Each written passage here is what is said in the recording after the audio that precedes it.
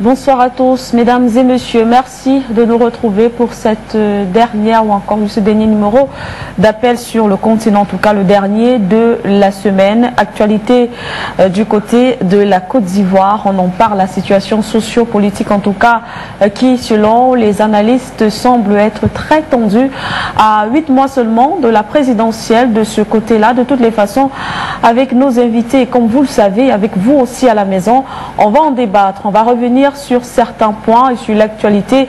On va parler du code électoral qui semble en tout cas diviser de ce côté-là l'opposition, mais aussi le gouvernement d'Abidjan. De toutes les façons, on en parle ce soir dans ce programme. Alors je m'en vais vous présenter ceux qui nous accompagnent.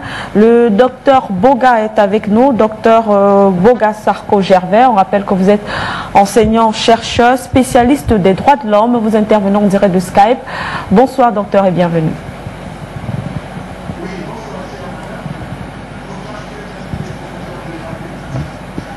C'est tout un plaisir de nous retrouver sur votre chaîne, mais en même temps avec beaucoup de gravité au regard du contexte sociopolitique qui prévaut en Côte d'Ivoire. Et vous faites très bien, chère madame, de le noter parce que nous l'avions dit et nous le maintenons, la Côte d'Ivoire traverse aujourd'hui une crise préélectorale. Et je pense que s'il existe en réalité une communauté internationale qui est regardante sur les situations sociopolitiques dans les divers pays de la planète, il est bon d'anticiper, plutôt que de rester là à regarder les acteurs politiques mener une guerre de sourds et après venir jouer les pompiers. Et donc, c'est en toute connaissance de cause que nous sommes assis là ce soir pour donner un certain nombre d'informations aux téléspectateurs et attirer l'attention des Africains et de la communauté mondiale. Merci à Afrique Média de nous recevoir. Docteur Boga, merci de répondre toujours présent à nos invitations. Du côté de Skype également, nous recevons aussi Monsieur Zadi Simplice. Vous êtes historien, vous avez plusieurs casquettes, vous êtes également enseignant diplômé des relations internationales, analyste politique, mais vous êtes aussi militant de base du Front populaire ivoirien. Alors bonsoir et bienvenue. Merci de répondre à cette invitation. Bonsoir, madame Victoire. Merci de l'opportunité que vous nous donnez une fois de plus d'être sur votre plateau, d'intervenir en direct sur Skype pour donner de la voix, même pas un peu de vue, mais de donner de la voix sur l'actualité brûlante ivoirienne.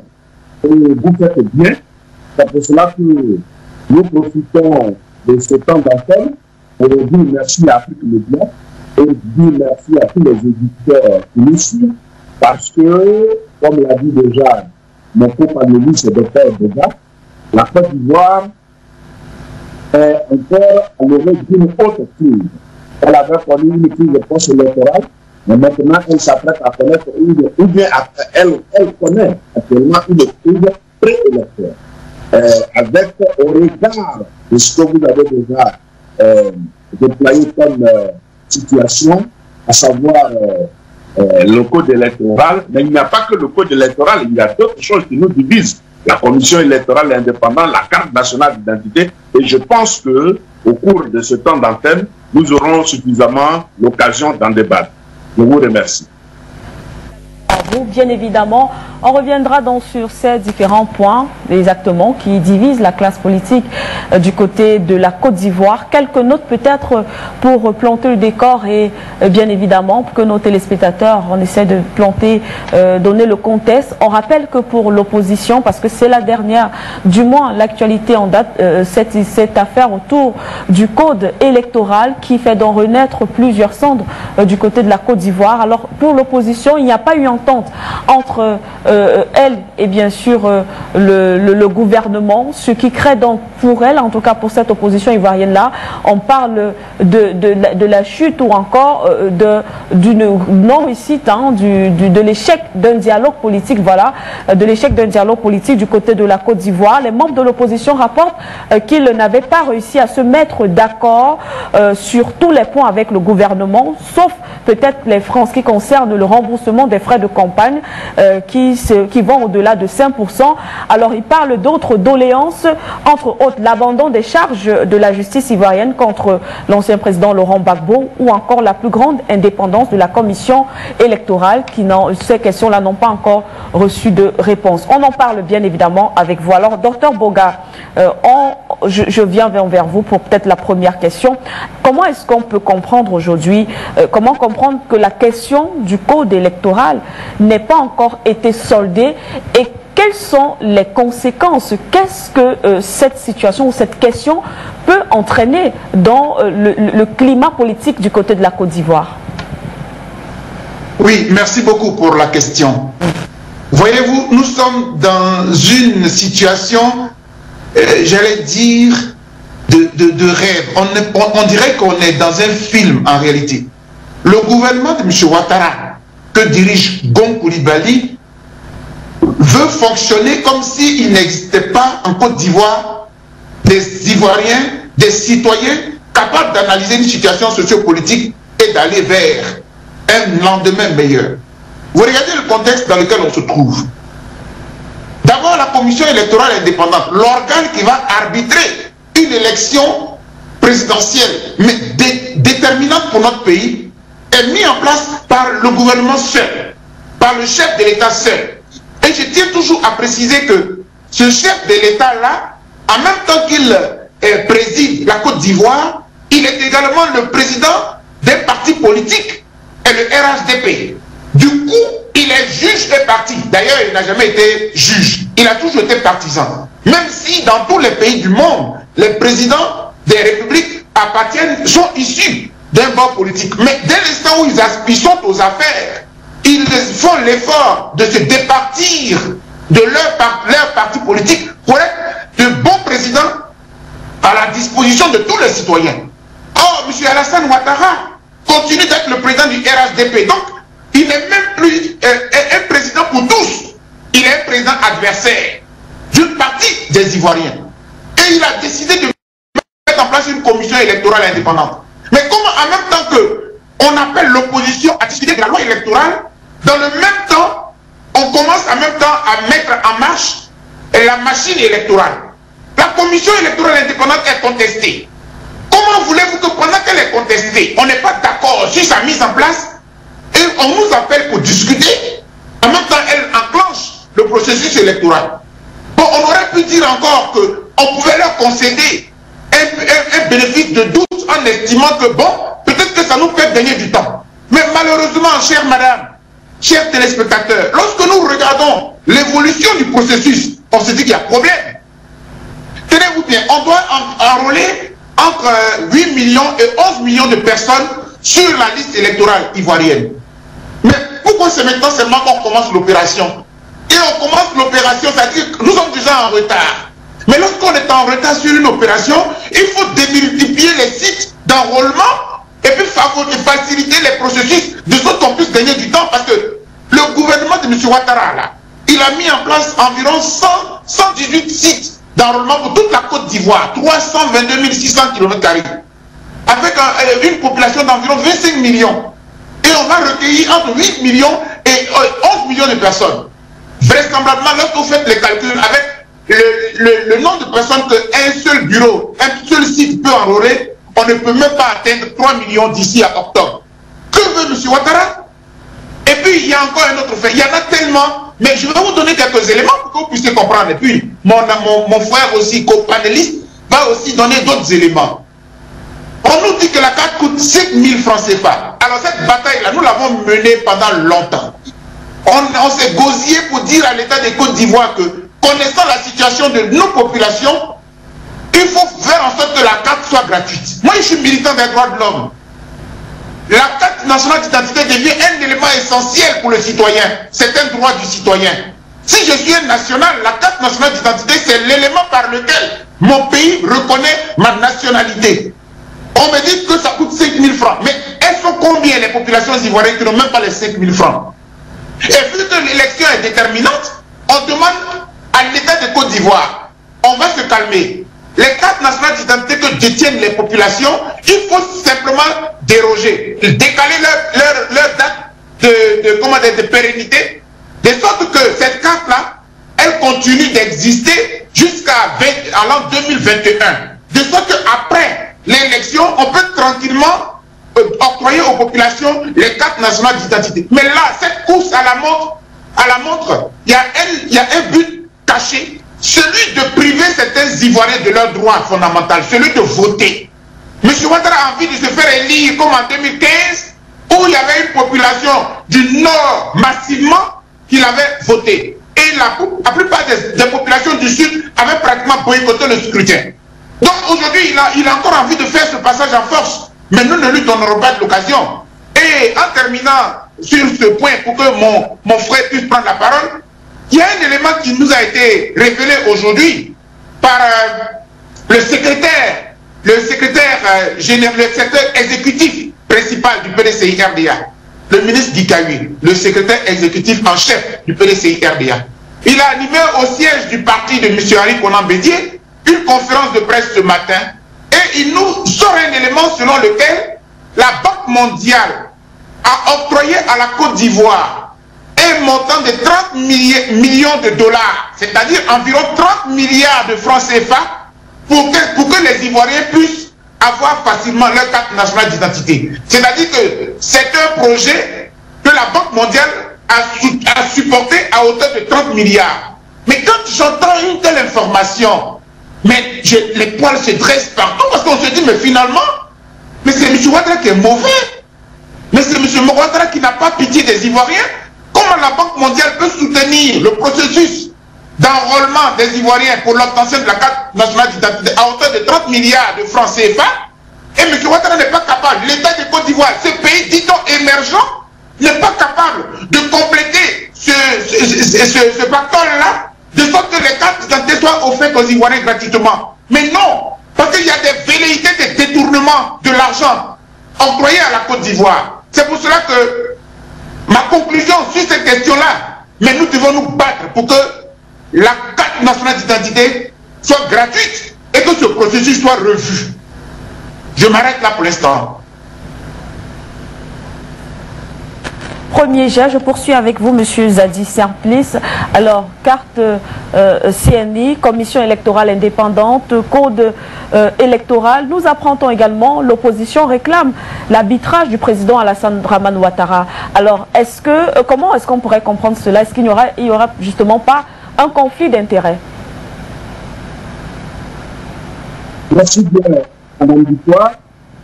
Vous voyez que dans un pays en crise comme la Côte d'Ivoire, si le chef de l'État, qui est donc qui devait être le chef de tous les citoyens, n'a pas au-dessus de la mêlée, mais est partisan. C'est-à-dire président d'un parti politique, mais quoi qu'il en soit, le jeu politique ou le jeu démocratique est biaisé. En Afrique, surtout en Côte d'Ivoire, c'est le président Laurent Gbagbo seul qui, dans son élection de 2000, a dit à son parti politique, le Front populaire ivoirien, oui, vous m'avez porté au pouvoir, mais je appartiens maintenant à toute la Côte d'Ivoire. Je suis président de tous les citoyens.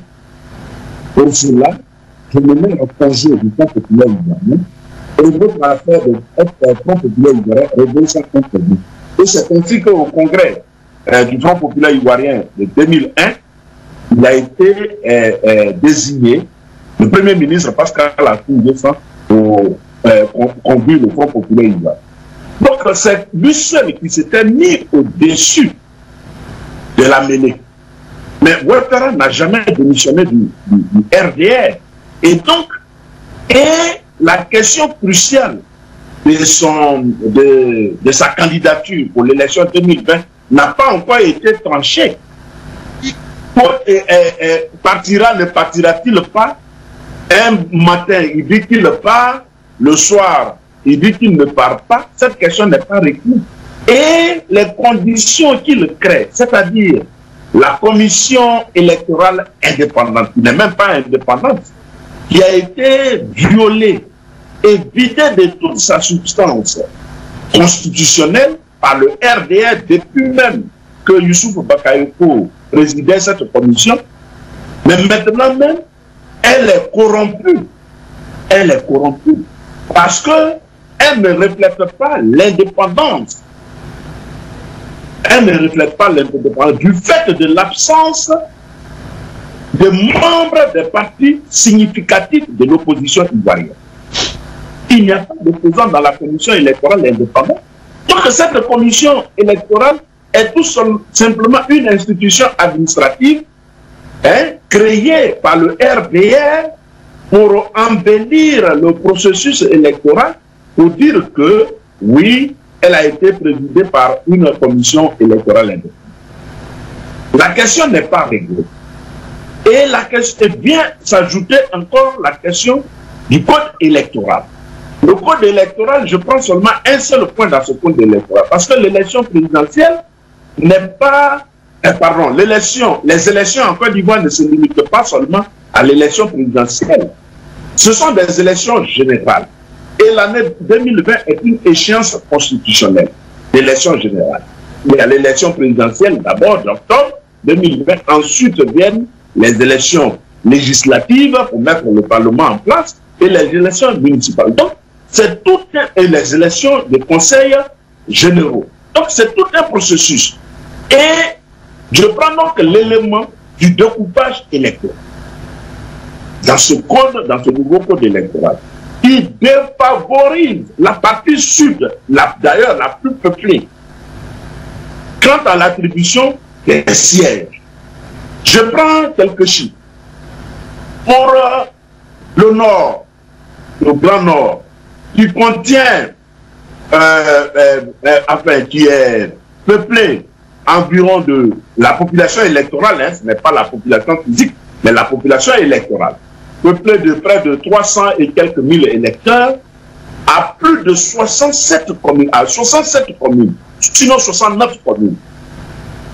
Et le sud, avec le district d'Abidjan le plus peuplé, le sud, tous les grands départements du sud qui sont peuplés, avec plus de 2 millions d'électeurs, en n'a que 57 communes. Rien que ça, c'est que le processus est biaisé. Et maintenant vient s'ajouter la carte nationale d'identité. Et donc pour un président pour un chef de l'État, il doit être un arbitre en Côte d'Ivoire, c'est lui-là même qui devait discuter avec son opposition. Mais Alassane Ouattara n'a jamais, depuis 10 ans qu'il a été imposé à la Côte d'Ivoire, n'a jamais daigné discuter avec l'opposition significative de la Côte d'Ivoire. Non, pas du tout. Et c'est lui qui a commis, bon, son premier ministre de discuter avec l'opposition. Et les discussions n'ont pas abouti.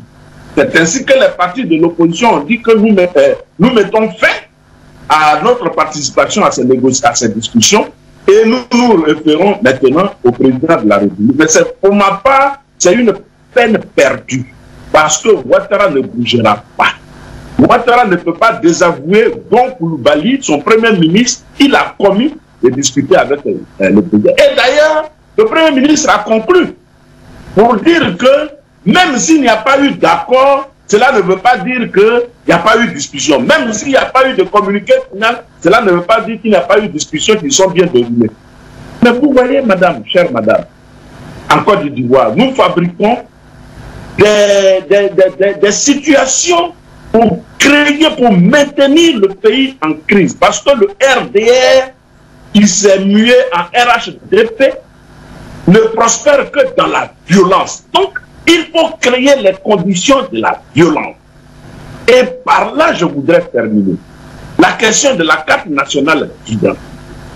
Pour un pays en crise, où beaucoup de citoyens sont sortis et sont donc des réfugiés, et beaucoup même ont eu peur d'aller dans des commissariats du fait du fonctionnement même de l'administration policière pour renouveler leur carte d'identité, parce que la carte d'identité est une pièce administrative.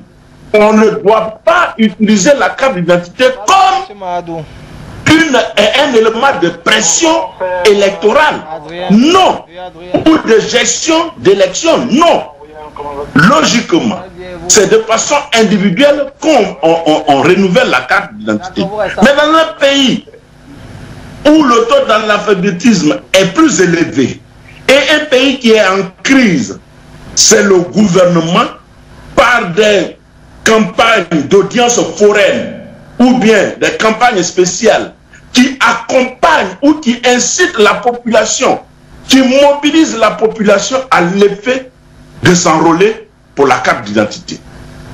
Maintenant, le gouvernement RHDP qui a muté la question de la carte d'identité, de l'enrôlement en question politique, doit aussi créer les conditions de sorte que toute la population électorale puisse renouveler ou avoir sa carte d'identité. Comme l'a dit mon co-panéliste tout à l'heure, que les sites en 2009, au moment où le président Laurent Gbagbo était au pouvoir, en 2009, pour régler cette question, parce que la Côte d'Ivoire était en crise, je vous apprends que la Côte d'Ivoire, à l'époque, avait 14 000 sites habités. Aujourd'hui, on nous apprend que c'est 15 000 sites habités.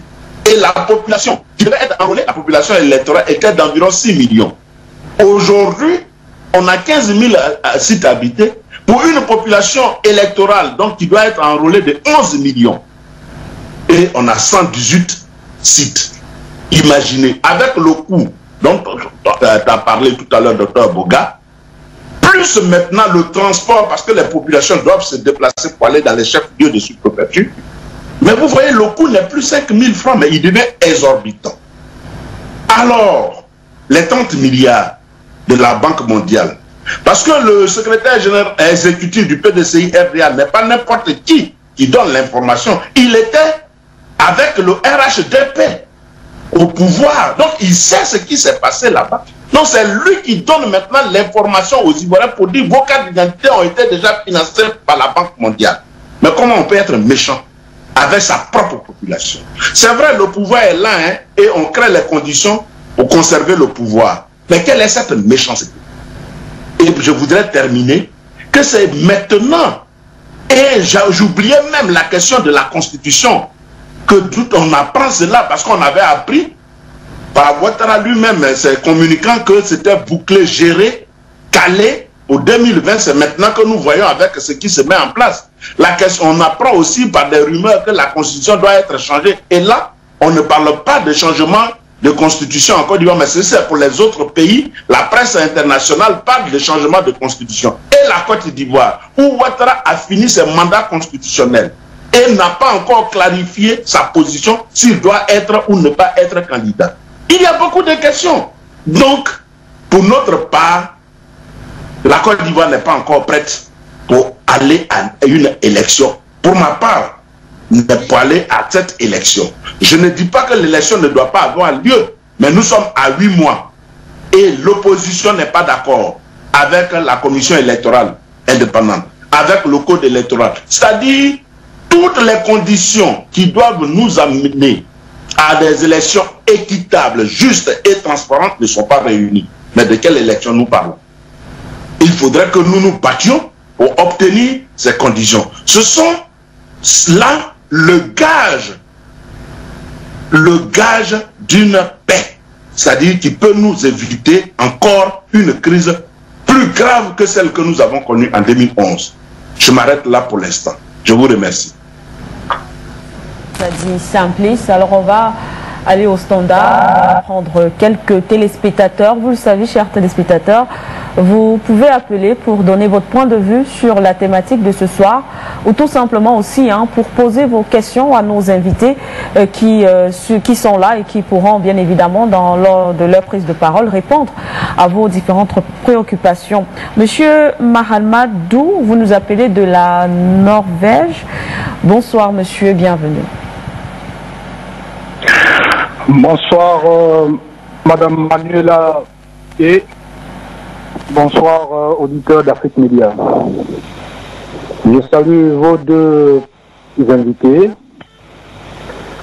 En ce qui concerne la situation en Côte d'Ivoire, je vais peut-être me permettre de poser la question: pourquoi M. Ouattara et Sorodium ont alors tué des milliers d'Ivoiriens, éventré des femmes en grossesse, mutilé des personnes, s'il faut leur demander de payer pour avoir une carte d'identité? Ça, c'était l'une des raisons, selon eux, qu'il fallait que chaque Ivoirien ait une pièce d'identité.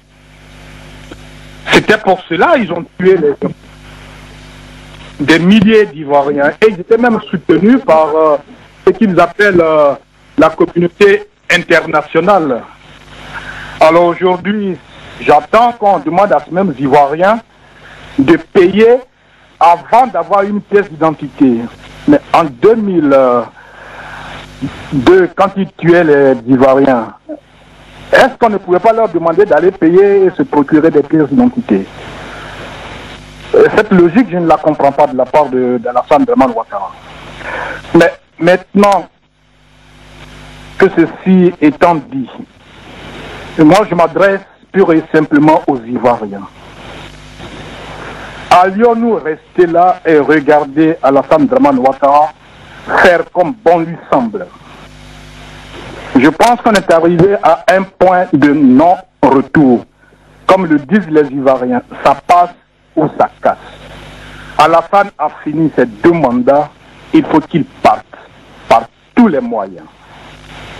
Il n'y a que ça qui nous reste à faire. Alors, je demande à mes frères et sœurs ivoiriens, réfléchissons-y sur ce qui est en train de se passer en Côte d'Ivoire, où nous voulons assurer l'avenir de nos enfants, des générations à venir, ou alors on laisse ce pays disparaître. Bonsoir Madame Manuela Siké et bonsoir chers auditeurs. Merci à vous Monsieur Mahaldou, merci pour votre appel. On reste au standard avec vous Madame Yao depuis la Côte d'Ivoire. Bonsoir Madame. Bonsoir Madame Manuela Siké. Bonsoir à deux vos invités. Bonsoir le standard. Bonsoir Monsieur Badakani. Merci de me donner la parole. Madame Manuela Siké, c'est grave ce qui se passe en Côte d'Ivoire. C'est vraiment grave. Parce que moi qui vous parle actuellement, je ne sais même pas dans ma zone où le site est situé. Hein. Le site pour l'enrôlement, je ne sais pas il est situé où. Nous n'avons pas d'informations. C'est pas les rumeurs. On essaie de demander à nos amis, mais l'enrôlement se passe où dans nos zones. Et avant hier, j'étais avec des amis et puis on dit, mais comment ça se passe dans notre zone? Où est-ce qu'on peut aller se faire enrôler? Elles disent, elles ne savent même pas. Et en plus, on nous demande de payer en ligne. Vous comprenez? On nous demande de payer les 5 000 francs en ligne. Mais quand j'appelle le village, les parents au village, je leur demande, mais est-ce que vous êtes au courant? Est-ce que vous savez qu'on nous demande maintenant de renouveler nos cartes d'identité? Les parents ne sont même pas au courant. Ils ne savent même pas. La majorité des Ivoiriens ne savent même pas s'il faut renouveler les cartes d'identité. Vous comprenez? Il y a des Ivoiriens même qui n'ont même pas d'extrait de naissance. Nos filles qui se boitaient et autres peuvent venir faire le travail ici. Elles n'ont même pas d'extrait de naissance. Vous comprenez, Manuela Siké? C'est grave. Hein? Nos parents payent en ligne. Au village, moi-même, je ne sais même pas comment on paye en ligne. Après, un parent qui est au village, nous disons, depuis 2010, quand la France est venue nous faire la guerre, tuer nos parents, nous avons fait, c'est-à-dire que nous avons reculé. Nous n'avons participé à aucune élection en Côte d'Ivoire ici. Nous, là, nous ne prenons pas les armes. Mais c'était pour montrer au monde entier que c'est le président Laurent Gbagbo que nous avons voté en Côte d'Ivoire ici. Parce que ce problème n'était pas réglé, nous n'allons participer à aucune élection. Et c'est ce que nous avons démontré. Les élections de 2015, le monde entier sait que le taux de participation c'était 4%. Vous comprenez? Même France 2 même a dit que 80% de la population est restée à la maison. Vous comprenez? Mais cette fois-ci, là, nos leaders sont sortis. Ils disent que nous allons participer à ces élections de 2020 là. Nous sommes d'accord. Mais pour cela, nous voulons nos pièces d'identité. Il ne faut pas qu'on nous prive. Selon Dieu m'a pris les armes hier, d'après lui, parce qu'il a été contrôlé sur le pont. Il est venu massacrer les Ivoiriens. Donc, je trouve anormal que nous, les Ivoiriens, pour une carte d'identité, selon Dieu est venu nous massacrer. Et aujourd'hui, nous, on va nous priver des pièces. Je trouve anormal. Moi, je demande aux gens, aux politiciens, de tout mettre en œuvre pour que la Côte d'Ivoire participe à ces élections et que le meilleur gagne. C'est tout ce que nous leur demandons. Nous n'avons pas envie de mourir. Nous voulons participer à ces élections-là tranquillement. Vous comprenez? Donc, qu'ils nous donnent la possibilité de pouvoir établir nos cartes d'identité dans les hameaux, partout, en Côte d'Ivoire. Chaque Ivoirien doit avoir sa carte d'identité. Hein? Chaque Ivoirien doit avoir sa carte d'identité. Ici, là, quand ton nom n'est pas un nom du Nord, tu t'en vas demander ta carte d'identité, on te donne le récépissé. 6 mois, tu n'as pas carte d'identité. Et c'est la vérité. C'est ce qui se passe ici. Vous comprenez? Nous voulons nos pièces. Nous voulons aller à ces élections-là. Vous comprenez? Et maintenant, je voulais vous dire, l'heure est encore grave. Vous-même, vous avez vu les soroïstes avec les RHDP, ce qui s'est passé en France. En France, regardez ce qui se passe là-bas. Et donc, en Côte d'Ivoire ici. Regardez, en France même, on dit pays de droit. Regardez nos frères qui sont allés se battre, qui parlaient même malinquer là-bas, qui sont allés se frapper là-bas et qui étaient fiers. Et nous qui sommes en Côte d'Ivoire, ou même Macron, même voit qu'on nous met en prison, puis les Guiriens là, c'est nous qu'on ne va pas massacrer ici. L'heure est très grave. L'heure est très grave, Manéla Tiké. Moi, je voulais dire, mais le monsieur que vous présentez là, but de faire là, c'est un présentin. Celui-là, ce but de faire là, ne passez même plus ces images qui affirment c'est une chose très importante.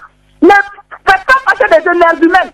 Vous êtes un énergumène, ne passez plus. C'est un mendiant. Il n'a rien à dire, ce monsieur-là. Vous n'a rien à dire. Il ne doit même pas passer sur Afrique Média. Ne faites pas une publicité gratuite à cet énergumène, ce mendiant, ce voyant de but de faire là. Bonne soirée. À vous également, Madame Yao. Merci pour votre appel. Monsieur Ambroise, vous nous appelez de Paris. Bonsoir. Oui, bonsoir madame, bonsoir, oui. En effet, j'appelais pour réagir sur l'actualité en Côte d'Ivoire. Puisque moi-même, hein, comme vous pouvez le savoir, je suis ivoirien, mais ce que je peux dire ce soir, je dis que l'ivoirien même, c'est pas l'homme, madame. En Côte d'Ivoire, il n'y a pas d'homme en Côte d'Ivoire.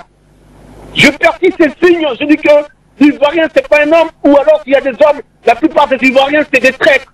Et on n'a que des patriotes alimentaires, madame. Il n'y a pas de vrais patriotes en Côte d'Ivoire.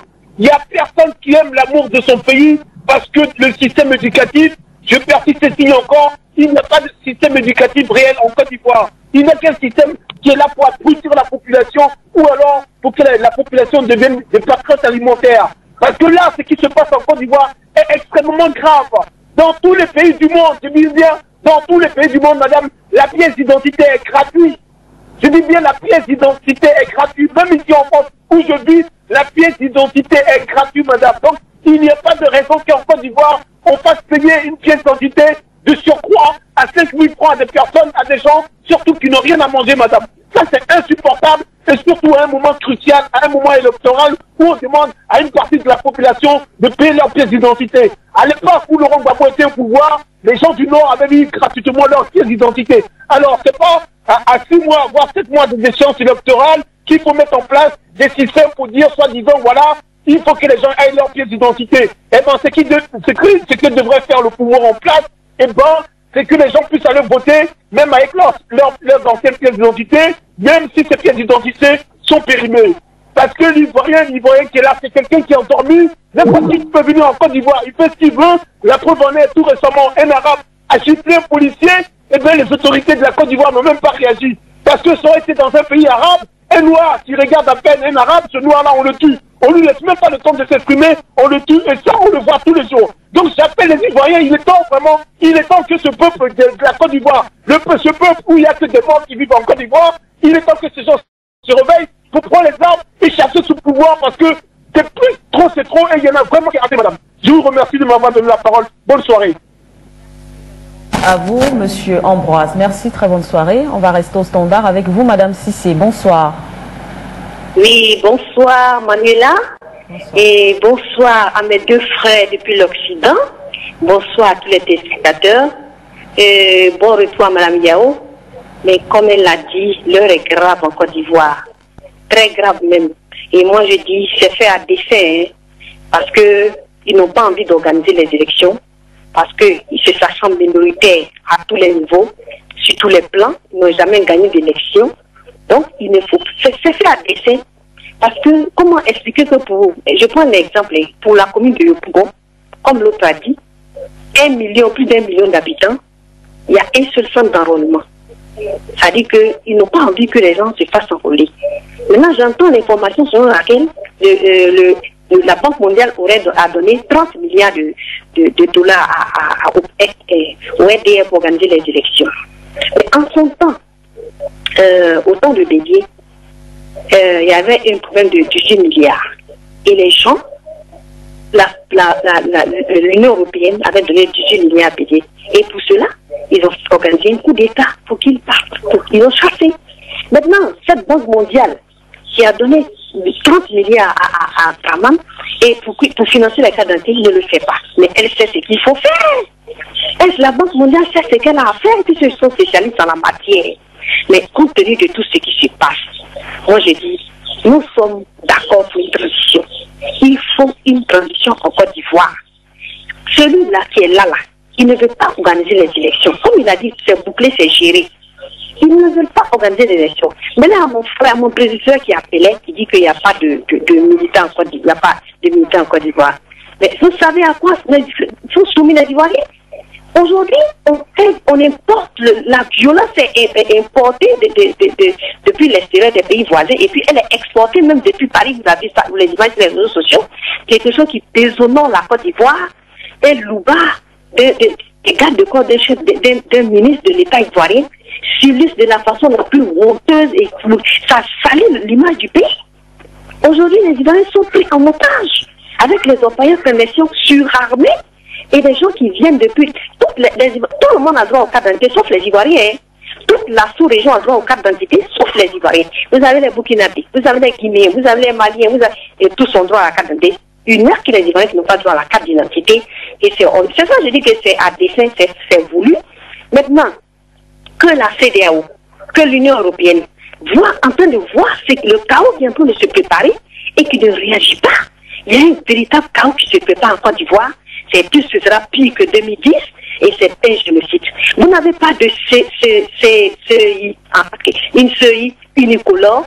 Le découpage électoral, ça n'existe pas. Vous avez, comment on appelle? Allô? Oui. Et vous avez, comment dirais-je, les gens n'ont pas de carte d'identité et vous parlez d'élection. Dans cette insécurité-là, mais Manuela, aujourd'hui, quand vous sortez, quand vous rentrez, vous devez dire merci à Dieu parce que la Côte d'Ivoire est un État en faillite sécuritaire, morale, économique. C'est un État en faillite. Vous avez vu les images, les images dégradantes et honteuses que vous avez vu se passer au salon de l'agriculture là. Mais j'ai honte de la Côte d'Ivoire. Nous attendons une transition et nous attendons le retour du président Laurent Gbagbo que je salue. Je vous remercie Afrique Média. Merci. On va refermer le standard avec vous, monsieur Jean-Claude, depuis la Belgique. Bonsoir.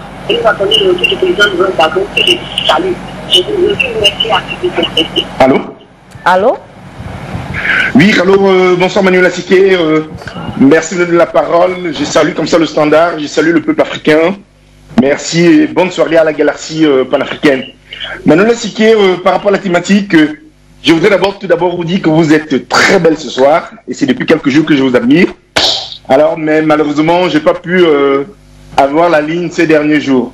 Ceci dit, par rapport à la thématique, je voudrais saluer nos frères, nos cousins ivoiriens et je leur dis, je leur demande d'être bon. Parce que vous voyez, Madame Siké, il est inadmissible qu'en 2020, quand les peuples africains cherchent à acquérir leur liberté, c'est-à-dire à avoir leur propre jeu politique, on ne peut pas accepter que certains viennent verrouiller le jeu politique tout simplement pour des intérêts du bas-ventre, du bas-ventre. Mais je voudrais aussi dire que nous soyons très cohérents, parce que ce qui se passe en Côte d'Ivoire se passe aussi dans d'autres pays africains, zones francophones, tous ces pays qui sont sous le joug français. Voilà. Alors, moi je me pose la question de savoir, quand un panéliste, pas un panéliste, pardon, quand un téléspectateur, une téléspectatrice surtout, fustige le système électoral en Côte d'Ivoire et que, d'un autre côté, essaye d'accepter ce qui se passe dans un autre pays de la zone francophone, franchement, je me pose la question de savoir où est la cohérence.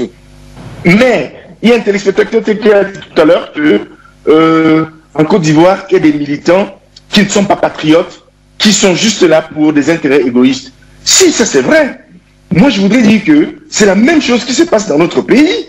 Vous avez des gens qui n'arrivent même pas à réunir 5% de la population d'une ville comme Douala, mais qui viennent sur les antennes d'Afrique Média et crier du jour au lendemain, dire du n'importe quoi, alors qu'ils sont incapables de réunir 10 personnes. C'est une incohérence qu'on ne peut pas comprendre, Manuel Assiké. Je voudrais demander au peuple, que ce soit le peuple ivoirien que le peuple camerounais, de ne pas être naïf. Parce qu'il n'est inadmissible que nous ayons des gens qu'aujourd'hui se trouvent dans des groupes pour soutenir parfois des partis au pouvoir et qui vont aux élections et quand ils perdent, ils reviennent encore. Le peuple même égaré. Le peuple est perdu.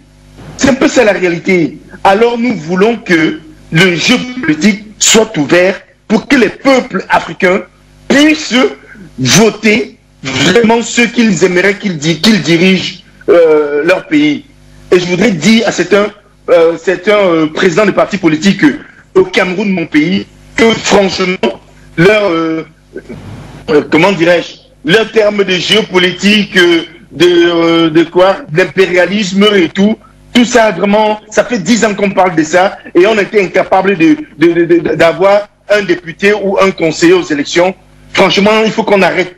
C'est mieux de trouver d'autres stratégies que de venir s'humilier encore comme ça sur les antennes d'Afrique Média. Bonsoir Manuel Assiké, que Dieu bénisse le Cameroun, les Camerounais et l'Afrique. Merci beaucoup.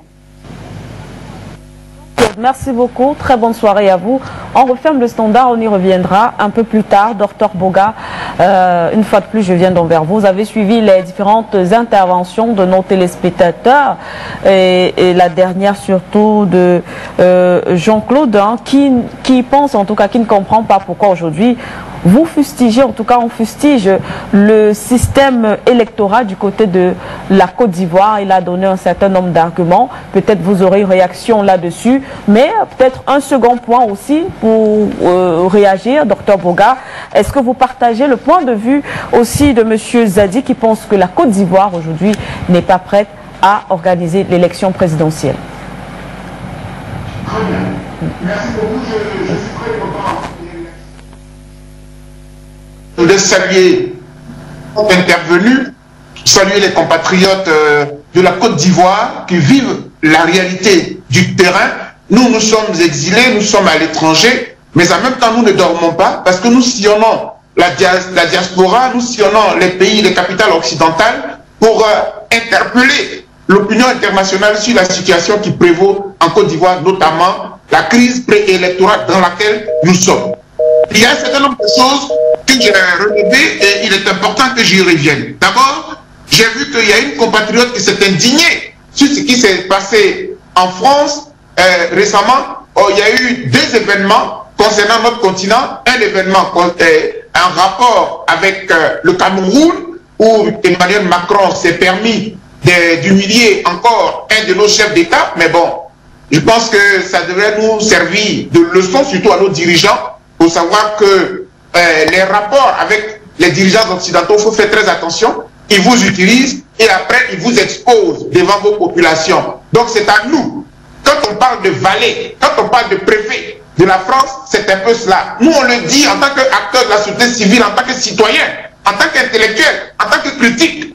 Mais parfois, ces dirigeants occidentaux nous donnent raison et je me suis senti camerounais, humilié par Macron et je voudrais témoigner ici toute ma sympathie et tout mon soutien au peuple camerounais pour dire que quelque part, voilà comment nos dirigeants humilient, nous exposent et la France, il faut que nos pays soient souverains, il faut que nous nous assumions. Du côté de la Côte d'Ivoire aussi, il y a eu une grande humiliation parce que le régime d'Abidjan, qui aime tant la violence, est venu sur les bords de la Seine devant le monde entier. Un ministre de la République, on l'entend dans une vidéo parce qu'il a été interpellé par un concitoyen sur sa politique. On le voit interpeller, demandant à ses gars du corps, ses loubards, prenez-lui, arrachez-lui son portable, arrachez-lui son téléphone, dans un état de droit. Et je pense que là a été le déclic. Le lendemain, le jour qui a suivi, le jeune homme a été battu et aujourd'hui, il est même dans le coma. Je voudrais saluer ce garçon, Soumaoro Ibra, que je ne connais pas personnellement, mais en tant que militant des droits de l'homme, je condamne cette barbarie, je condamne cette violence, et sans savoir même de quel bord politique est-il, il paraît qu'il est cyberactiviste pro-Soro, mais qu'importe, c'est un citoyen ivoirien, c'est un citoyen africain qui interpelle son dirigeant. Mais chère madame, on le voit tous les jours en France, on le voit en Occident, où des citoyens interpellent Donald Trump, ils interpellent le président Macron, sans qu'il y ait un garde du corps même qui l'empêche. Mais il faut être des barbares au pouvoir en Afrique, dans une dictature, pour se comporter comme cela. Et heureusement, cela s'est passé en France, et nous avons sorti aussi une déclaration. L'affaire sera portée devant la justice française, et vous allez entendre la suite par les jours qui arrivent. Je pense que les mis en cause seront interpellés et le ministre lui-même, y compris l'ambassadeur qui était présent, qui était témoin, qui passait en héros. Ils pensent que nous sommes dans une brousse ici en Europe. Ils vont transposer leur comportement de barbarie ici. Donc j'ai voulu le dire pour le dénoncer parce que c'est humiliant pour l'Afrique ce qui s'est passé pour le Cameroun, ce qui s'est passé pour la Côte d'Ivoire. Je vais rapidement dire deux choses. Il y a une dame qui a dit, oui, chère madame, à l'état actuel des choses, la Côte d'Ivoire n'est pas prête pour organiser une élection crédible. Mais qui est responsable de cela? C'est M. Alassane Ouattara. Qui est responsable de la situation que nous vivons aujourd'hui? C'est M. Alassane Ouattara. C'est lui qui est au pouvoir. C'est lui qui a les manettes. C'est à lui que la Banque mondiale a donné 30 milliards de francs CFA pour que les Ivoiriens aient une aide apportée à la Côte d'Ivoire pour faciliter l'acquisition de la carte nationale d'identité. Un pays qui est dit émergent. Un pays dans lequel on a dépensé des centaines de milliards à payer des rebelles à raison de 12 millions de francs CFA à chaque rebelle qui était au nombre de 8400 parce qu'ils ont aidé un monsieur qui dit qu'il a gagné une élection, il l'a aidé à venir au pouvoir. Voilà l'état dans lequel nous nous trouvons. Et donc aujourd'hui, oui, la Côte d'Ivoire n'est pas prête pour avoir une élection crédible. Mais je m'en vais vous dire ceci. Le jeu dans lequel nous nous trouvons, il est manipulé par M. Ouattara. C'est lui qui a les manettes. Donc, si il y a une transition en Côte d'Ivoire, c'est M. Ouattara qui prépare la transition. Et si tel est le cas, à la fin du mois d'octobre 2020, lorsque son mandat sera fini, cette transition-là, il ne va pas la diriger. C'est ce que je dis toujours au RHDP. Si vous vous amusez à traîner le processus et que l'élection ne se déroule pas en octobre 2020, ne pensez pas que nous allons refaire ce qui s'est déroulé avec le président Laurent Gbagbo de 2000 jusqu'en 2005, où il était resté au pouvoir. Son mandat était fini en 2005 et on n'a pas pu organiser l'élection et il a continué jusqu'en 2010. Mais simplement parce qu'il y avait une rébellion qui est née en 2002 et que le président Laurent Gbagbo était dans l'incapacité constitutionnelle d'organiser l'élection. Parce que selon la Constitution, le pays étant dans un tel chaos, et il était coupé en deux. De surcroît, on ne pouvait pas organiser l'élection. Mais aujourd'hui, ce pays, on dit qu'il est émergent. Ce pays, on dit qu'il a une croissance à 2 chiffres. Qu'est-ce qui empêche M. Ouattara de s'asseoir, de mettre toutes les cartes sur table? Lui qui dit qu'il vient de FMI, des États-Unis. Mais attendez, chère madame, on ne peut pas avoir fréquenté à Pennsylvanie et puis venir se comporter dans un pays comme si on ne connaissait rien à la démocratie. Vous voulez organiser une élection et puis vous voulez couper le jeu électoral. La révélation que je voudrais faire, mais ce n'est pas une révélation, elle est connue de tous. Chère madame, chers auditeurs, chers téléspectateurs, si en 2010, la Côte d'Ivoire a connu une guerre c'est parce que Alassane Ouattara a triché dans le Nord. Monsieur Alassane Ouattara a triché dans le Nord. Et ça, tous les observateurs de l'élection de 2010 l'ont prouvé, ils l'ont démontré. Nous étions tous dans la Côte d'Ivoire. J'étais moi-même observateur avec ma fondation des droits de l'homme. Tous mes étudiants, mes stagiaires, tout le monde était sur le terrain. On a bien observé cela. Dans le Nord, il y a eu des tricheries. Même le représentant des Nations Unies, qui était le certificateur de l'élection, l'a confirmé. Et il a même sorti une phrase que j'ai gardée en mémoire, mais qui est ridicule. Il a dit, même si on recomptait les voix, même si on annulait les départements où il y a la tricherie, M. Alassane Ouattara était toujours le vainqueur. Donc, on a connu une guerre parce qu'il y a des tricheries. Aujourd'hui, tout notre combat, c'est de faire en sorte qu'il n'y ait pas de tricherie. L'élection de 2020, celui qui va la gagner, il va la gagner proprement. Maintenant, si M. Alassane Ouattara peut nous faire traîner jusqu'à ce qu'on arrive en 2020 sans qu'il y ait d'élection, mais il ne faut pas qu'il rêve en pensant qu'il n'y a pas d'élection, donc je suis au pouvoir. Mais ça, il se trompe. Et c'est pour cela que mon rôle en tant qu'acteur de la société civile et militant des droits de l'homme, leader d'opinion, c'est d'interpeller la communauté internationale. Chaque fois que nous pouvons, nous les interpellons pour qu'ils prennent conscience de ce que la Côte d'Ivoire est en danger. Et qu'il ne faut pas attendre qu'il y ait le chaos avant de venir jouer les pompiers. Maintenant, dans la question que vous me posez, oui, on est en danger, mais il y a un détail qui m'intéresse quand même.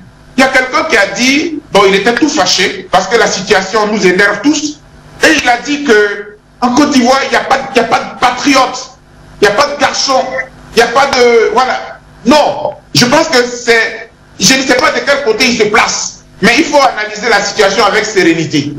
Nous sommes en train de bâtir une nation, et la nation est confrontée à certaines difficultés. On a connu une rébellion en 2002, il y a des patriotes qui ont jailli de n'importe où en Côte d'Ivoire. Et nous avons résisté contre la rébellion. Nous étions les Ivoiriens. Dès la naissance de la rébellion en 2002, notre pays était foutu. On n'allait même plus avoir d'État. Il n'allait même plus avoir d'État de droit. Il y a des patriotes dans l'armée, il y a des patriotes dans la gendarmerie, il y a des patriotes dans la police. Il a fallu résister. Et pire, on arrive en 2010, lorsque le président Laurent Gbagbo est bombardé par la France. Mais ce sont encore des patriotes qui se sont levés. Donc, la question de patriote qu'il a voulu lancer comme cela, en disant qu'il n'y en a pas, il se trompe. D'ailleurs, on aurait pu même faire une petite marche arrière pour dire qu'en 2000, même pour que M. Laurent Gbagbo arrive au pouvoir, là, ce sont des patriotes qui ont dit au général Robert Gueye, vous avez perdu l'élection selon le résultat qui a été donné, nous on ne vous soutiendra pas, vous devez partir. Et il est parti. Bref, je veux dire que c'est vrai, on a envie que les choses changent avec des coups de bâton magiques, mais non. Il faut travailler avec un régime, parce que c'est un régime de dictateur, mais c'est un régime de violent. Donc on va étudier tout le processus jusqu'à ce qu'en 2020, il s'en aille, sans qu'il y ait du sang, trop de sang versé dans notre pays. C'est là la stratégie qu'il faut trouver. Parce qu'il ne sert à rien d'envoyer tout le monde à l'abattoir. Nous voulons un pays, mais la démocratie est le seul gage qui nous reste. Si M. Ouattara ne veut pas l'appliquer, nous devons l'y amener avec intelligence. Et c'est ce que nous faisons, c'est ce que fait l'opposition ivoirienne jusqu'à ce que M. Ouattara s'en aille. Voilà. Docteur Boga, s'il vous plaît, en une minute peut-être pour vous relancer par rapport à votre chute, en une minute vraiment, vous parliez de cette opposition justement, mais on a l'impression qu'aujourd'hui l'opposition ivoirienne est divisée. On a l'impression qu'il n'y a que un parti, c'est-à-dire le FPI, s'il faut le nommer, qui plus ou moins milite pour un certain nombre de choses, entre autres la libération ou alors l'arrêt des poursuites de Laurent Gbagbo et Charles Blé Goudé. Alors est-ce que vous pensez que ce n'est pas un handicap face au pouvoir en place? Oui, alors c'est une question de fond. C'est-à-dire que lorsqu'on regarde en apparence, on se dit que l'opposition ivoirienne n'est pas efficace. Et regardez, lors de la toute dernière conférence de presse, lorsque l'opposition décide de claquer la porte dans la négociation avec le pouvoir, personne n'est resté. Personne.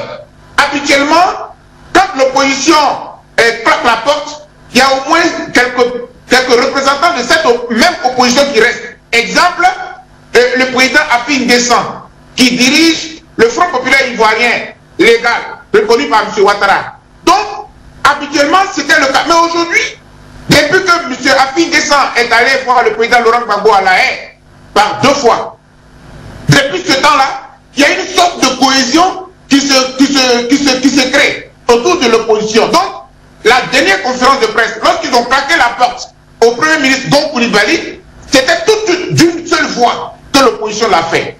Alors, aujourd'hui, le message que nous envoyons à l'opposition, et là où vous avez raison, c'est que face à des blocages, il faut que l'opposition parle d'une même voix. Il faut que l'opposition soit ferme dans sa position et parle d'une même voix. Voici la question de l'enrôlement. L'enrôlement doit être gratuit pour la carte nationale d'identité. M. Ouattara l'a fait payante. Pardon. Qu'est-ce qu'on fait? Il faudrait que toute l'opposition se dise, voici le mot d'ordre. Nous y allons, débrouillons-nous pour y aller. Ou bien nous n'y allons pas, à ce moment l'opposition s'arrange pour bloquer le processus. Parce que l'opposition a le moyen de bloquer le processus. C'est pas compliqué. Voyez-vous, il y a 118 centres d'enrôlement. Si l'opposition dans son entièreté, dans toute l'étendue du territoire dit, demain matin nous bloquons le processus, l'opposition peut le faire. Et donc aujourd'hui, l'opposition est en train, pour une fois, de s'unir, pour une fois, de s'accorder. Donc moi je ne pense pas qu'on soit encore à ce stade-là. C'est pour cela que récemment, je me suis permis d'interpeller le professeur Mamadou Coulibaly. Parce que tous, on a élevé la voix pour estimer que la carte nationale d'identité à 5 000 francs, c'était exorbitant. Il faudrait que le pouvoir fasse gratuitement. Et puis un matin, il est allé, il s'est fait enrôler, et puis il dit aux populations, allez, débrouillez-vous, faites-vous enrôler. Si vous voulez que M. Ouattara parte, allez vous faire enrôler. Les gens n'ont pas les 5 000 francs. Les gens ne peuvent pas se nourrir. Les gens ne peuvent pas se soigner. Comment vous voulez demander de payer 5 000 francs? J'ai estimé que, en tant qu'un leader d'opinion, en tant qu'un leader politique, c'était une mauvaise manœuvre. Parce qu'on ne peut pas être défenseur des populations et en même temps les court-circuiter en allant se faire enrôler. Il n'y a pas de mot d'ordre. Et puis surtout, on ne s'est pas concerté dans l'opposition. Donc, chère madame, vous avez raison, mais en même temps, aujourd'hui, l'opposition est en train de se ressouder. Dans tous les cas de figure, 2020 ne se passera pas sans que l'opposition ne soit présente à l'élection. Et nous avons beaucoup de chance. Le président Laurent Gbagbo parle de temps en temps avec le président Henri Konan Bédié. C'est sûr que l'opposition en Côte d'Ivoire, cette fois-ci, va faire bloc. Je termine pour dire que ce n'est pas une élection individuelle, ce n'est pas une élection d'ego, c'est une élection salvatrice pour la Côte d'Ivoire. Donc chacun doit tuer son ego et puis mettre au devant la patrie. Une fois que Ouattara sort avec son RHDP dictatorial, on pourra bâtir une nation nouvelle. Merci à vous, docteur Boga. Monsieur Zadi Simplice, finalement, après toutes ces analyses, on revient donc à une question essentielle. On parle donc de l'enjeu autour de cette présidentielle de 2020 en Côte d'Ivoire. On se rend compte qu'il y a donc plusieurs points essentiels. Tout à l'heure, on parlait du code électoral. On a mentionné la commission électorale indépendante. Certains vont parler de la libération de Laurent Gbagbo, Charles Blé Goudé, réconciliation nationale, unité entre les membres de l'opposition. Alors, je vous pose tout simplement la question, quel est l'enjeu autour de la présidentielle 2020 en Côte d'Ivoire? Merci beaucoup, madame. Si vous me permettez, je voudrais rectifier juste quelque chose. J'avais dit, madame Victoire, bon, excusez-moi d'avoir informé votre nom, c'est madame Manuela. Je voudrais me rattraper sur cela. Ceci étant dit, oui, vous avez raison de parler de l'enjeu de la présidentielle de 2020. Mais oui, chère madame, c'est parce que l'enjeu est de taille que nous sommes là à nous éprouver, à parler suffisamment et longuement de cette présidentielle. En 2015, il y a eu l'auditrice qui l'a dit, la présidentielle n'avait pas de jeu. Parce que nous disons que la paix n'avait pas été faite, il n'y avait pas eu d'accord de paix signé entre belligérants après la guerre de 2011 et le contentieux électoral n'a jamais été vidé. Même si en 2020, nous tous nous sommes d'accord pour dire que nous allons aller. En 2015, on disait que le contentieux électoral de 2010 n'avait jamais été vidé. Et il n'a jamais été vidé en fait. C'est pour cela que lorsque les partis de l'opposition à l'époque, pas tous les partis, Mais le Front populaire ivoirien, qui a été ce parti qui a été super, qui a été décidé même, dont le président, dont le leader naturel a été déporté, dont les dirigeants principaux étaient en prison, à savoir Madame Simone Gbagbo, vice-présidente, deuxième vice-président du Front populaire ivoirien, à savoir tous les ministres étaient, tous les dirigeants, soit en prison, soit en exil, mais avec qui on partait à l'élection en 2015. Les Ivoiriens sont réfugiés. C'est ainsi que le Front populaire ivoirien d'alors a demandé un boycott. Et, comme l'a dit une auditrice tout à l'heure, l'élection présidentielle de 2020 en 2015 était suffisamment et sérieusement prise. Tout se dit, le sport. Donc, il n'y avait pas d'enjeu. Et c'est parce qu'il n'y avait pas d'enjeu que nous n'avons pas été d'accord avec le Premier ministre, l'ex-Premier ministre Assimi Goïta, d'avoir accompagné Alassane Ouattara à cette élection pour le légitimer. C'est pour cela que nous n'avons jamais été d'accord avec cela. Mais bref, ça c'est un autre problème. Mais pour 2020, l'enjeu est tellement important parce que nos leaders qui avaient été déportés et qui étaient confrontés à un procès à la CPI ont gagné leur procès et ont été acquittés. Et c'est au vu de tout cela, et beaucoup de réfugiés sont rentrés, et beaucoup s'apprêtent à rentrer. Et c'est au vu de tout cela que nous disons que nous partons aussi à l'élection de 2020. Il n'y aura plus de véhicule. Parce que l'élection que nous allons restaurer l'état de droit en Côte d'Ivoire. Nous ne sommes pas des guerriers. Même si le RHDP et Alassane Ouattara nous entraînent sur le terrain de la guerre, comme d'habitude, mais nous refusons la guerre.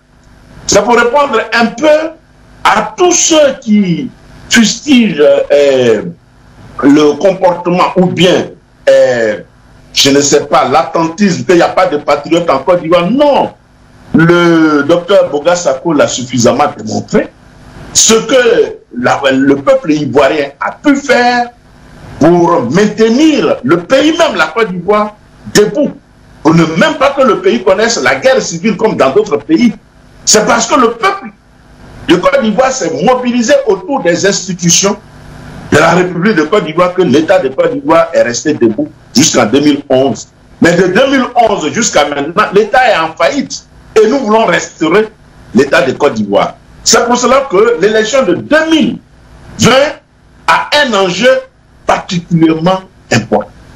Premier enjeu, il y a plusieurs enjeux, mais premier enjeu, c'est de faire partir démocratiquement Alassane Ouattara, qui a pu instaurer une dictature civilo-militaire en Côte d'Ivoire. Il faut le faire partir par la voie des élections. Puisque nous, qui sommes militants du Front populaire ivoirien ou bien militants d'autres partis politiques, qui n'avons connu que les élections, nous sommes des enfants des élections, nous ne connaissons que les élections, nous ne connaissons pas les armes. Donc pour nous, ce n'est pas les élections que nous allons faire partir à la Ouattara. Premier enjeu, il faut le faire partir. Deuxième enjeu, il faut restaurer l'État de Côte d'Ivoire qui est en faillite. Parce que ce que nous voyons, ce n'est pas un État. Ce n'est pas un État, c'est un fief. C'est comme si nous étions à l'époque de la féodalité. Comment dans un pays on peut parler de rattrapage ethnique? Comment dans un pays on peut diviser sa population? Comment on peut le faire? Et donc, l'enjeu ici, c'est de faire partir cette dictature pour restaurer l'État de Côte d'Ivoire, l'État de droit en Côte d'Ivoire. Donc ça, c'est l'enjeu majeur, l'enjeu fondamental. Il faut y aller. Mais comment y aller? C'est là la problématique. Sinon, Ce n'est pas la participation qui est un problème. Mais comment participer? Comment il faut aller à cette élection? Pour nous, nous disons, et nous l'avons dit tout à l'heure, mais nous le répétons, il faut que les partis de l'opposition soient unis pour poser le problème des conditions justes et transparentes et d'une élection équitable. C'est de cela qu'il s'agit. Et pour ce faire, il faut que l'opposition se fasse entendre. Contraigne pour nous. L'opposition doit contraindre Alassane Ouattara à venir à la table de discussion. Parce qu'il s'agit de la Côte d'Ivoire. Il s'agit de la Côte d'Ivoire.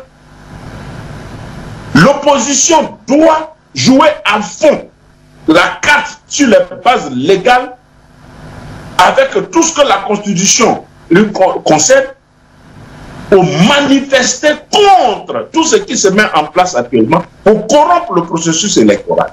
C'est là que nous attendons l'opposition. Nous ne demandons pas à l'opposition de prendre des armes. Nous ne demandons pas à l'opposition d'avoir une attitude insurrectionnelle ou bien créer une rébellion. Non. Ceux qui sont rebelles ont été rebelles. Mais nous ne pouvons pas comprendre que des gens qui ont pu tuer des Ivoiriens et des Ivoiriennes parce qu'il y avait un problème d'identité, de carte d'identité, puissent aujourd'hui créer les conditions pour que les Ivoiriens n'aient pas leur carte d'identité. Mais c'est un échec de ce pouvoir. C'est un échec.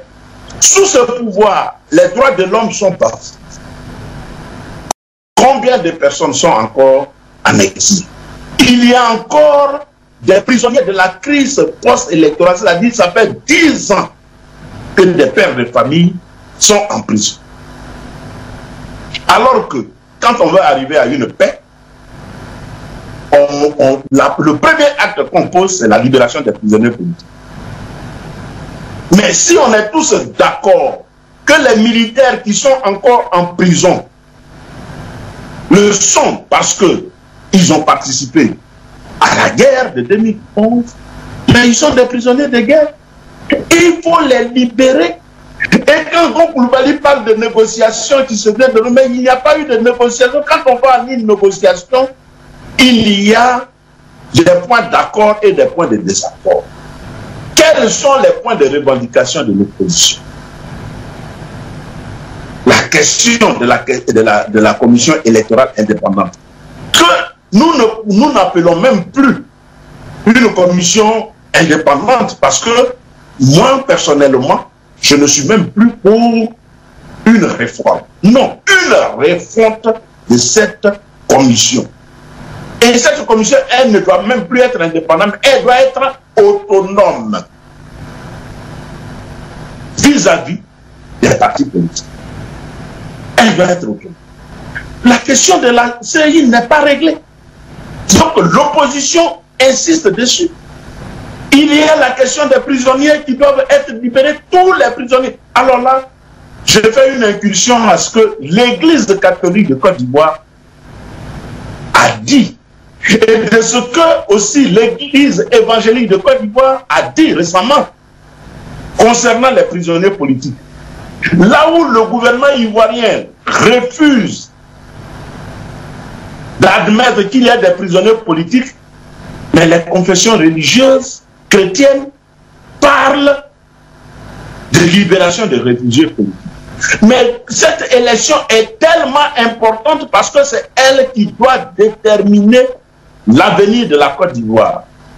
Si le pouvoir, le régime actuel, parce que ce n'est même pas un pouvoir, si le régime actuel d'Abidjan est pour la paix, elle ne doit pas manœuvrer contre le retour du président Laurent Gbagbo et de Charles Blé Goudé acquittés par la CPI, c'est-à-dire des gens qui ont gagné leur procès.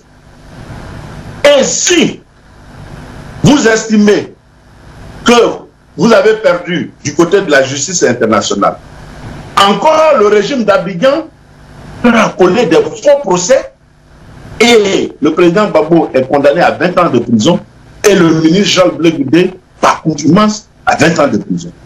Mais si vous estimez que les délits ont été commis et qu'ils vont faire la prison en Côte d'Ivoire, mais acceptez qu'ils retournent en Côte d'Ivoire. Mais tout ça, pour nous, c'est pour éliminer des potentiels candidats. Donc l'enjeu ici, c'est parce que le RDA a vu que si il ouvre l'élection, ben, il part le lendemain.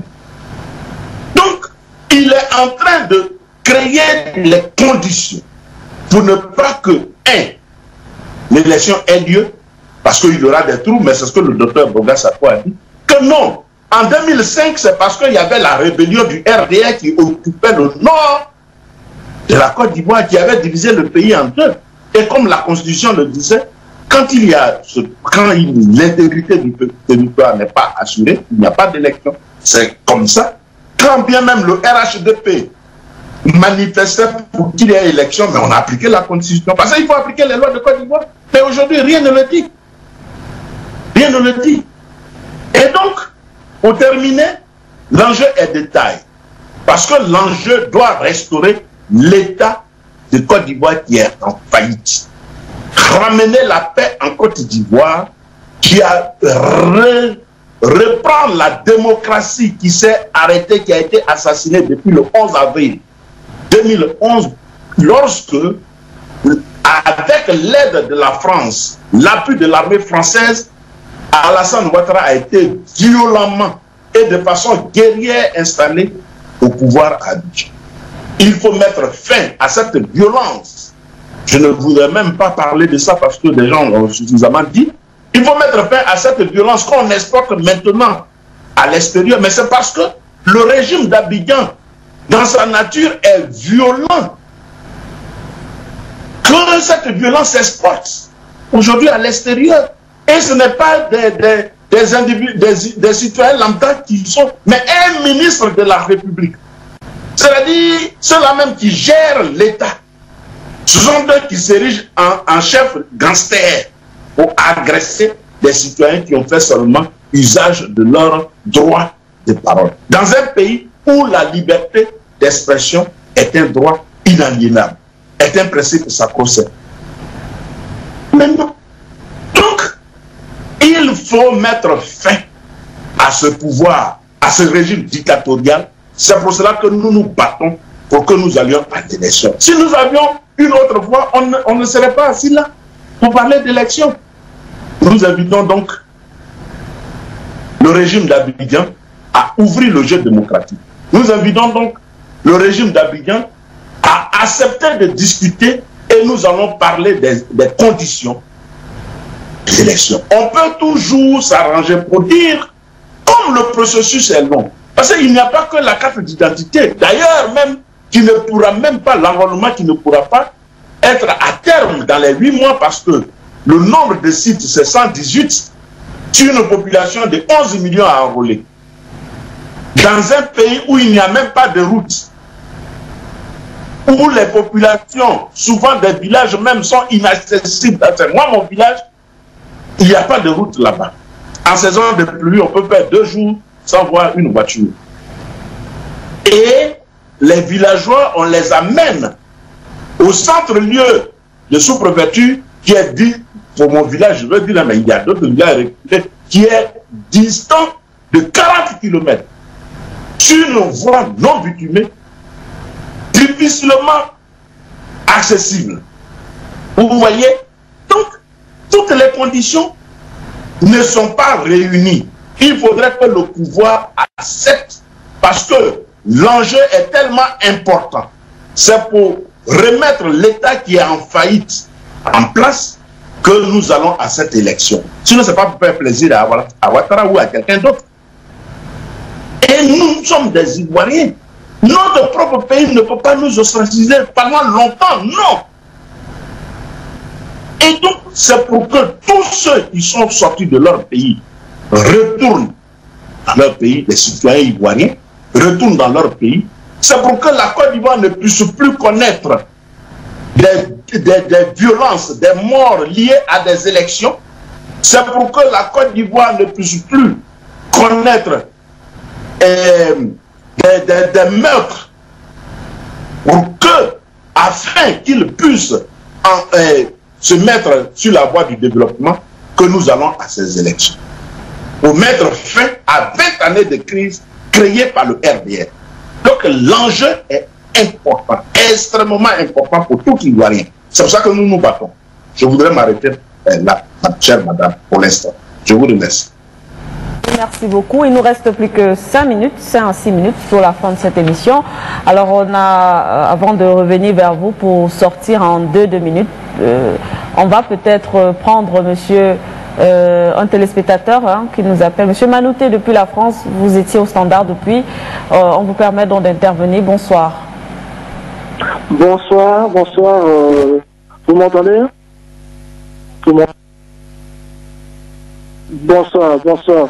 Manuela Siquet, je suis très heureux donc de t'avoir au téléphone, d'avoir donc toute l'équipe d'Afrique Média. C'est la première fois que j'interviens donc sur Afrique Média pour donner donc mon avis sur tout ce que vous faites, et je voudrais vous remercier pour l'énorme travail que vous faites en tout cas pour l'Afrique et spécialement pour la Côte d'Ivoire, dont je suis aussi ressortissant.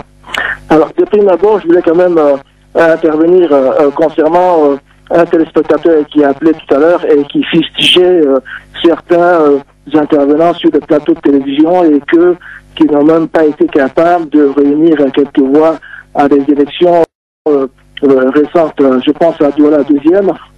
Alors, j'aimerais dire à cette personne que si le président Badakani, auquel il faisait allusion, n'est pas fondé à venir nous enseigner, nous éclairer en tout cas sur Afrique Média, je ne vois pas qu'est-ce qui permettrait, lui, d'avoir accès à Afrique Média pour donner son avis. Voilà, donc je pose cet aspect-là.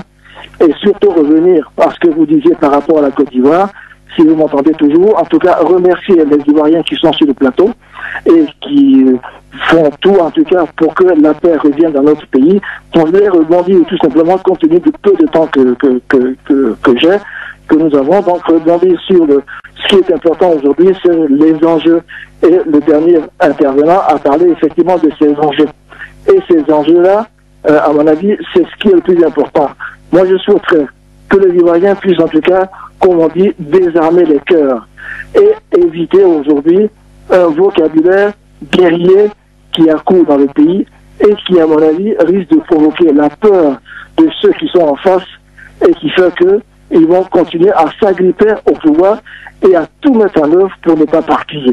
Est-ce qu'il ne serait pas prioritaire de, de désarmer les cœurs, de désarmer les vocabulaires, d'éviter que ceux qui sont en face aient peur de ne pas partir et qu'on arrive donc à la situation que nous sommes tous en train de déplorer. Donc vraiment, ce qui est en jeu est tellement important qu'il faudrait qu'on mette tout pour que les gens en face n'aient pas peur éventuellement de ce qui peut arriver si jamais ils n'avaient pas le pouvoir un jour. Voilà, c'est vraiment ma petite contribution. C'est la première fois que j'appelle sur Afrique Média. Je suis très heureux. En tout cas, je vous remercie énormément pour tout ce que vous faites pour l'Afrique et spécialement pour la Côte d'Ivoire qui est mon pays. Merci beaucoup. Bonne soirée. Au revoir. Merci également à vous, monsieur Manouté. Bienvenue dans la grande famille Afrique Média. Merci d'avoir appelé et participé ce soir. Alors qu'on va aller au pas de course, chers invités, pour sortir définitivement. Finalement, voilà, vous aurez 1 minute 30 secondes seulement pour conclure. Je vous en prie. Peut-être un message, peut-être à passer aux Ivoiriens ou encore aux Africains. De toutes les façons, je vous renvoie à l'antenne, bien évidemment, Dr Bouga. Oui, merci beaucoup. Merci infiniment pour cette occasion que vous nous avez donnée ce soir. En conclusion de notre entretien de ce soir, voici ce que je m'en vais dire. L'élection d'octobre 2020 en Côte d'Ivoire est déterminante. On avait pensé que celle de 2010 allait nous ramener la paix. On a tout mis en œuvre. La communauté internationale s'est impliquée. L'ONU a même dépêché un certificateur, qui s'est donné d'autres droits au-delà même de la constitution de notre pays, malheureusement. Donc, tous les acteurs ont fait faux. L'ONU a fauté en Côte d'Ivoire en 2010. La France s'est détruite en image, en opinion, sur tout le continent africain en 2010 en Côte d'Ivoire. Et les acteurs politiques ivoiriens eux-mêmes, ils ont joué faux jeu, un faux jeu, parce que je ne peux pas concevoir que des acteurs politiques acceptent de soutenir une rébellion armée pour pouvoir ébranler leur nation. Mais tout cela est derrière nous. Mais pour que cela soit définitivement enterré, faisons en sorte que l'élection de 2020 soit pacifique. On ne peut pas venir sur Afrique Média pour appeler à brûler notre pays. On ne peut pas le faire, on ne le fera jamais. Parce que notre pays, on n'a que ce pays, on n'a pas d'autre pays. Et donc notre combat, c'est que ceux qui sont au pouvoir acceptent que le jeu électoral soit ouvert, il soit objectif. Pour que celui qui a gagné l'élection soit le président de tous les Ivoiriens. Et que celui qui a perdu ait le courage d'appeler le vainqueur pour le féliciter. Le fait d'aller à la haie, plaider pour que le président Laurent Gbagbo ne revienne pas, c'est un très mauvais signe. Or, le président Laurent Gbagbo et le ministre Chablé, vous devons revenir. Parce que c'est ce qui va se passer.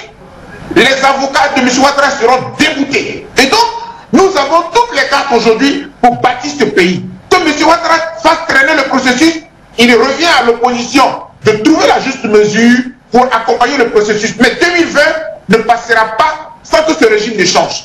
Merci beaucoup à Afrique Média. Merci à tous les compatriotes. Il faut garder espoir parce que nous allons bâtir une Côte d'Ivoire nouvelle. Et jeudi. Merci à vous, Dr Boga. Monsieur Zadi Samplis, je vous renvoie également l'antenne pour conclure. Oui, chère Madame Manuela, je vous remercie. Je remercie également mon compatriote et mon copanéliste, Dr Boga. Je remercie tous les auditeurs et téléspectateurs d'Afrique Média, tous les intervenants, pour dire ceci, que la Côte d'Ivoire, notre pays, nous appelle. Et nous sommes profondément attachés à ce pays parce que nous n'avons pas de patrie, que nous avons accepté de souffrir en exil.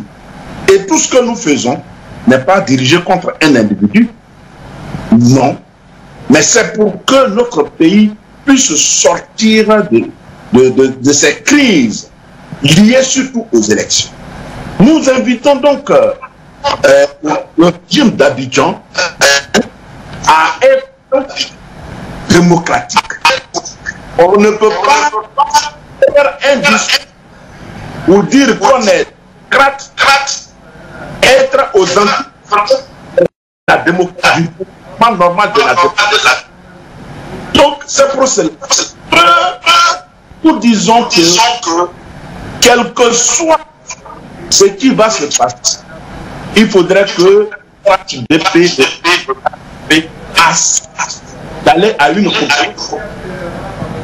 En tout cas, nous l'y invitons. Nous l'y invitons. Il y a beaucoup de choses à faire en Côte d'Ivoire. Regardez où l'incivisme est aujourd'hui un pays où la violence, parce que le geste était fait. Non, la Côte d'Ivoire ne mérite pas ça. C'est un pays de l'Afrique de l'Ouest. La Côte d'Ivoire doit reprendre son développement là où il s'est arrêté en 2011. C'est possible.